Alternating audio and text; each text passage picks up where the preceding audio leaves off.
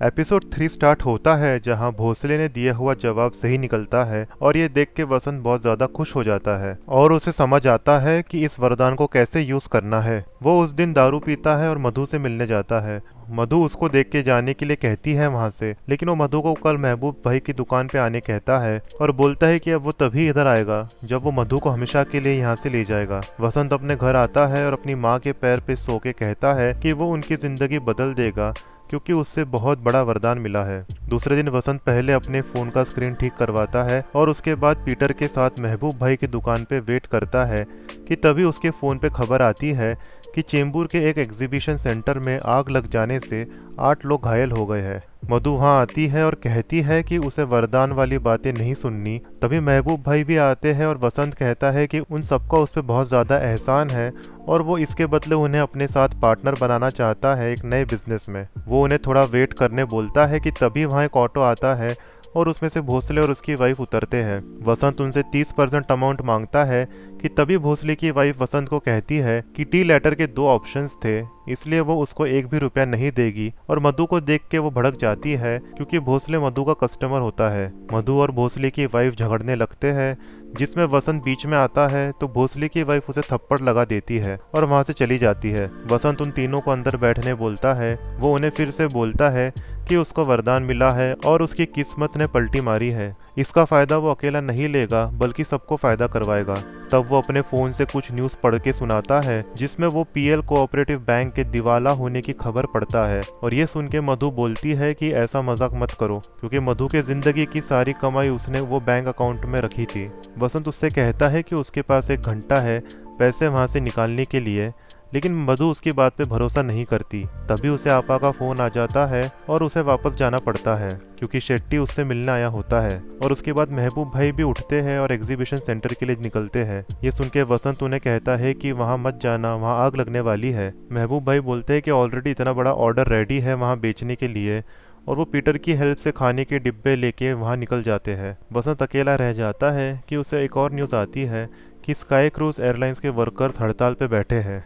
वहाँ से वसंत अपने टॉयलेट पे चले जाता है और मधु और आपा के कॉल्स को रिसीव नहीं करता है। तभी वहाँ आपा के 2 आदमी आते हैं और उसे हवाला के पैसा मांगते हैं। वसंत कहता है कि कल आके वो दे देगा, तो वो लोग कहते हैं कि उसने फ़ोन क्यों नहीं उठाया। इस पे वसंत कहता है कि वो बिजी था, लेकिन वो लोग उसका मजाक उड़ाते हैं जिस पे वसंत को बहुत गुस्सा आता है और वो उन्हें मारने लग जाता है। वो तीनों के बीच बहुत बड़ी लड़ाई होती है और लड़ाई के बीच में वो लोग टॉयलेट की वॉल और बेसिन तक तोड़ देते हैं। वसंत को बहुत मारते हैं और आईने के टूटे टुकड़े से वो उसे मारने जाते हैं कि तभी पीटर और महबूब भाई आते हैं और उसे बचाते हैं। महबूब भाई की दुकान पे सब बैठे होते हैं कि मधु वहाँ आती है और वसंत को बताती है कि बैंक सच में बंद हो गया है और उसका और वहाँ की लड़कियों का पैसा फंस गया है। वो कहती है कि वसंत को सच में वरदान मिला है और इस पे महबूब भाई बोलते हैं कि उन्हें भी वसंत की बात पे भरोसा करना चाहिए था। महबूब भाई ने कर्जा लेके काफी सारे कीमा पाव बनाए होते हैं जो अभी वो बेच नहीं पाएंगे। तब वसंत के दिमाग में आइडिया आता है और वो टेम्पो में खाना डाल के उन्हें वो जगह ले जाता है जहाँ स्काई क्रूज के वर्कर्स हड़ताल पे बैठे हैं। वसंत कहता है कि ये लोग इतने भूखे होंगे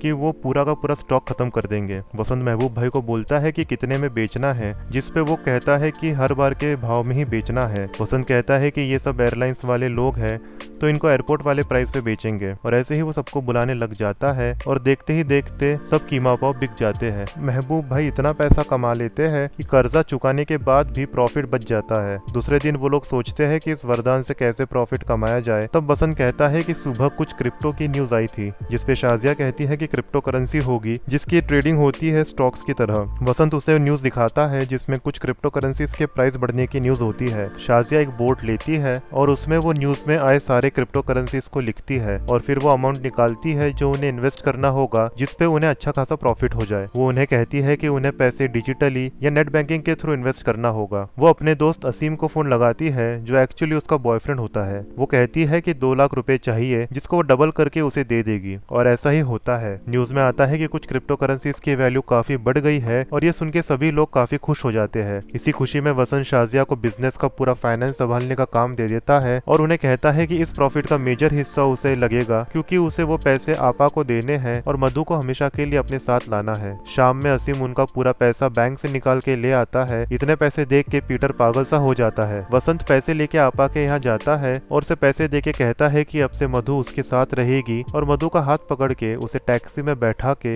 वहाँ से लेके चले जाता है। मधु और वसंत बहुत खुश होते हैं और पूरी मुंबई घूमते हैं। जहाँ मधु उसे पूछती है कि उसने ये सब क्यों किया तो वो बोलता है कि उसके लिए और खुद के सपनों के लिए उसने ये सब किया है। वहाँ आपा के यहाँ शेट्टी आ जाता है जो कि खुश होता है और मिठाई बांट रहा होता है क्योंकि उसकी न्यू पार्टी ने उसे इलेक्शन लड़ने की टिकट दी होती है। वो मधु को बुलाने कहता है जिस पे आपा कहती है कि उसे वसंत ले गया है और पूरे पैसे भी चुका दिया है। इस पे शेट्टी को बहुत गुस्सा आता है और वो कहता है कि मधु से वो प्यार करता है और वसंत उसे जबरदस्ती यहाँ से लेके गया है। वो चिल्ला चिल्ला के कहता है कि मधु सिर्फ उसकी है। दूसरे दिन महबूब भाई की दुकान में वो लोग बैठे होते हैं कि तभी शाजिया कहती है कि आगे क्या करना है, जिसपे महबूब भाई बोलते हैं कि इतने पैसे आ गए हैं, अभी तो आगे कुछ करने की जरूरत ही नहीं है। ये सब में वसंत का ध्यान बाजू में खड़े दो आदमियों पे होता है जो कि क्रिकेट मैच के ऊपर बैट लगा रहे होते हैं। इस पे वसंत का दिमाग चलता है और वो अपने फोन में न्यूज देख के कहता है कि इंडिया के ऊपर 500 रुपए लगा दे। दोनों लोग उसके ऊपर हंसते हैं क्योंकि इंडिया हारने की हालत में होती है, फिर भी वसंत के कहने पे वो लोग बैट लगा लेते हैं।